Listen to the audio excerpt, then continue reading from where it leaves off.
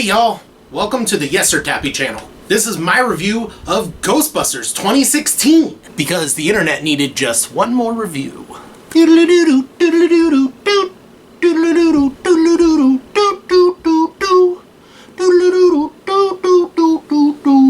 That's my intro. So I'm gonna try and do this review without mentioning the original or the sequel or the cartoons or anything as best as I possibly can. And I think I can do it because it's gonna suck either way. First of all, let's run down the plot. We see a ghost in an opening that looks really familiar. It scares a dude, and who could they possibly call? Intro Kristen Wiig, playing herself. Intro Melissa McCarthy, and intro Kate McKinnon. They see a ghost, oh my god! Let's get the band back together. Meet Leslie Jones. She's playing Leslie Jones. Bad guy hates people, and that's why he's bad. That makes total sense. More ghosts at a rock concert. More of the bad dude, and I didn't fall asleep. Oh no, Thor is possessed. Battle in the city. Holtzman's a badass. They gotta fight the logo. Save your friend, because reasons. Yay. Yeah, that's pretty much it. And while there are some funny moments, overall, it just wasn't funny. The moments that were supposed to be funny typically fell flat, and Paul Feig,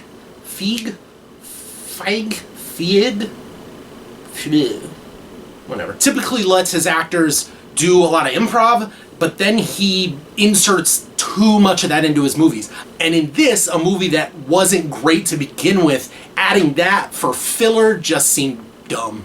Perhaps if the movie were about self-discovery or relationships, much like Bridesmaids, it would have worked a lot better. But this is supposed to be an action comedy. Didn't they see 21 Jump Street? That was awesome. Even 22 Jump Street was pretty good. So first, let's run down the good in the movie, because there was some good. Leslie Jones was a lot funnier than I thought she would be. She's not great for me on SNL. She has very hit or miss moments, and she really was the worst part of the trailer. When they gave her the jokes in the trailer, you really just felt bad, and you pretty much knew that the movie was doomed. But it turned out she was the most relatable character of the entire group, and her funny moments were actually pretty funny. Kate McKinnon was also really funny. Again, they let the improv go on just a little too long, I thought, but she was weird and quirky, and they just let her run with that because Kristen Wiig and Melissa McCarthy couldn't. And then there actually was a glimpse of her actual character at the end of the movie, which I thought was a really good addition because it gave her a third dimension that she didn't have through the movie. The Dan Aykroyd and Annie Potts cameos were really good. There was a nice tribute to Harold Ramis at the beginning of the movie and in the credits. Good job, guys. Respect. The logo ghost worked a whole lot better in context than it played out in the trailer. It even looked a lot better than I thought it would. So I'm giving that a kind of a pass. It still comes off as unoriginal. Would have been a whole lot more effective if they didn't reveal any of that in the trailer, and it would have just been a surprise. Because, you know, sometimes in context, some things in movie trailers work better in the actual movies. I mean, remember Jurassic World? He was riding around with raptors, and that looked like the dumbest thing I'd ever seen in my life. Turned out it was kind of awesome. The Stay Puft Marshmallow Man cameo, I thought was pretty clever. You can't see it, but he goes right there. And Chris Hemsworth was pretty funny, like, really funny. Good for you. Maybe it was just because I was, like, really looking for a laugh, and he delivered in a performance that you wouldn't expect from him, but I thought he did really good. I know some people have not liked it very much, but I thought he was good. I liked him playing the dumb blonde. That worked well. Some of the special effects looked way better than I thought they would, given what we saw in the trailer. I was impressed. And now let's get to some things that didn't work as well. There was a lot. I like Kristen Wiig a lot. I think she was hilarious on Saturday Night Live. Bridesmaids was super funny. She's actually a pretty good actress. I don't know if you guys saw the Skeleton Twins, but it was really good. She was totally believable. I think she has a good future in drama, dramedies, whatever she wants to do. She's a talented woman. However, in this movie, she was so bland. She had no motivation, no reason for being there, and there was no reason for the audience to like her. None. oh, she's there because she was kicked out of her college. No, because she wanted to be taken seriously. So she would have tried to get as far away from those people as possible instead of joining their group. That would make more sense based on what we were told of her in the first 10 minutes of the film. You can even see this halfway through the movie when they realize that the character isn't going anywhere, and the main character of the movie is the dullest of them all. There's no reason for the audience to like her or root for her. And they give her this speech about being a ghost girl because she saw a ghost long time ago, and good for her, but by then it was just way too late. You just didn't care. It was piss poor writing. Every character needed a lot of refining. It felt like the script hadn't been reworked since maybe the second or third draft. And I don't know who that writer is, but I feel like I go through 10 drafts of something before I'm actually satisfied with it. But maybe that's what studios do. They're like, we need a draft in 5 months. You better get it to us right now. If they need it in 5 months, why would you give it to them right now? Come on, Sean. Think. The villain was dumb. I talked about the main characters having no motivation. This guy had none. He just didn't like people or something. I'm still not 100% sure. He was so bland, I actually thought there would be like a bigger conspiracy at work and he was like a patsy, but no, it was just him being an idiot. Seriously, for a plot that was basically taken from the video game had more of a plot. Some villains in film and television and books don't have any motivation, and that is what makes them super scary. I'm talking about the legendary villains of film like Heath Ledger's The Joker or Jaws. There was no reason for the shark to be eating people, it just was, and that was scary. But this guy didn't have enough going for him to be creepy in that way. Like, not even close. So, the thing that bothered me, and minor spoiler, little, whatever, who cares?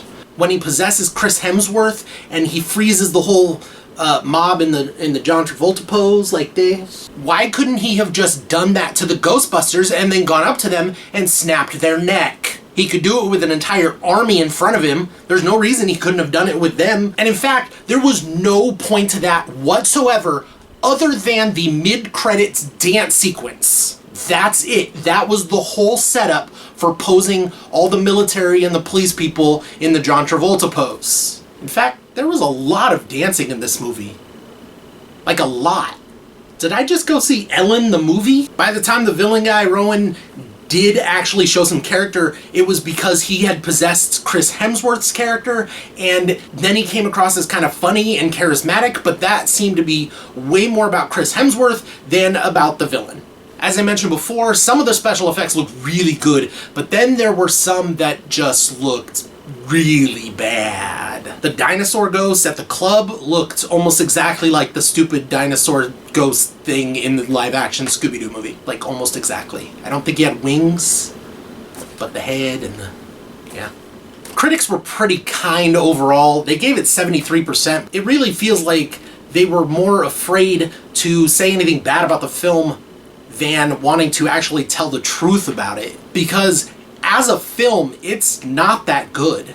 It has some things that work, but most things do not. The Bill Murray cameo was really dumb. Like, you could tell he did not want to be there. They got him on set for a day, and that was one day too many for Bill Murray.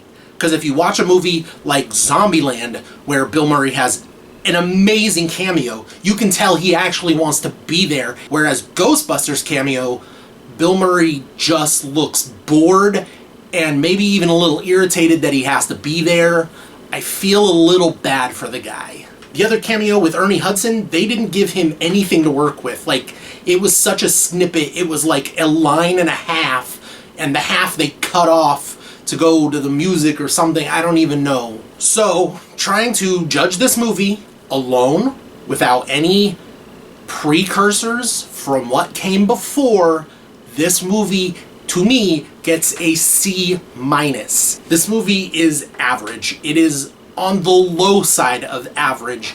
It's not really rewatchable. If I wanted to see Kristen Wiig be funny, I would watch Bridesmaids, or Melissa McCarthy, I'd watch Spy, which again isn't a great film, but at least it knows what it is and it doesn't really try to be anything more. And Rose Byrne was freaking great in that movie. There are some funny moments, but overall they're too few and far between. plot is thin, like deli slice thin. You as a viewer never gets fully invested in anything that's happening on screen. Therefore, there's no reason to actively root for these people. They're just there, doing stuff that you'd rather be watching other people do, because it was better. But I'm not supposed to mention that. It probably doesn't warrant the mind-boggling venom that has been unleashed upon it, but for sure, it is not good enough to prove everyone wrong. So what do you think? Am I wrong? Am I right? Of course I'm right. I'm always right. Please tell me something I don't know. Except that I'm always right, because I know that. Almost instantly, we're back into Oscar season, and what? My time of year, bitches! So, leave a comment, describe your greatest Ghostbusters story ever. Yay, killed a fly.